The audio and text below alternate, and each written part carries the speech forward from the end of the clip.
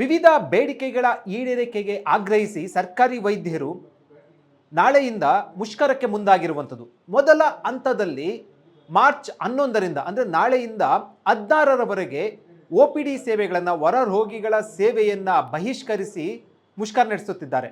ಅದಾದ ಬಳಿಕ ಮಾರ್ಚ್ 11ರಿಂದ ಎಲ್ಲ ಸೇವೆಗಳನ್ನು ಬಹಿಷ್ಕರಿಸಿ ಸಂಪೂರ್ಣವಾಗಿ ಮುಷ್ಕರ ನಡೆಸೋದಕ್ಕೆ ತೀರ್ಮಾನ ಮಾಡಿರುವಂಥದ್ದು.